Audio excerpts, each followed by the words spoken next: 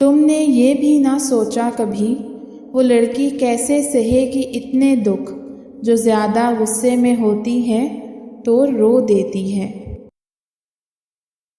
اگر کسی کو مجھ سے اتنی محبت ہو جائے جتنی مجھے آپ سے ہے تو میں اسے اپنانے میں دیر نہیں لگاؤں گا۔ وہاں کھڑے اسے پہلی بار پتہ چلا کہ اس نے اپنی پوری زندگی یک طرفہ محبت میں گزاری تھی۔ اس کو مجھ سے کبھی محبت تھی ہی نہیں، نہ 4.5 سال پہلے نہ ہی اب۔ اور پھر مجھے تمہاری باتوں، تمہاری خوشیوں، تمہارے دھوپ چھاؤں سے مزاجوں، تمہاری آنکھوں اور تمہاری ہنسی سے عشق ہو گیا۔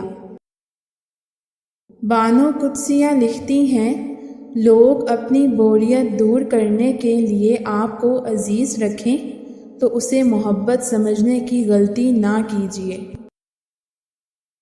اگر تم خوش ہو تو چلاؤ مت کہ اداسی کچی نیند سوتی ہے۔ پا لینے کے شوق کو خواہش کہتے ہیں اور کھو دینے کا ڈر محبت کہلاتا ہے۔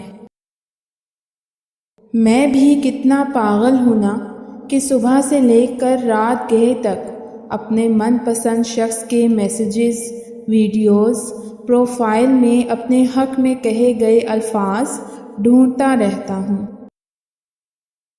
کبھی کبھی آنسو مسکراہٹ سے زیادہ قیمتی ہوتے ہیں، کیونکہ مسکراہٹ تو سب کے لیے ہوتی ہے، پر آنسو تو ان کے لیے ہوتے ہیں جنہیں ہم کھونا نہیں چاہتے۔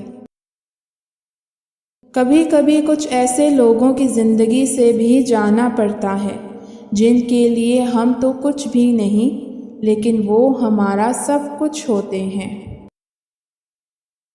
جس عورت کے چہرے پر 2 نشانیاں ہوں، مرد کو اس سے ضرور عشق ہوتا ہے، مسکراہٹ اور تل کا نشان۔ رات ہمیں وہ ساری یادیں واپس لٹا دیتی ہے جن سے بچنے کی کوشش میں ہم دن گزار دیتے ہیں۔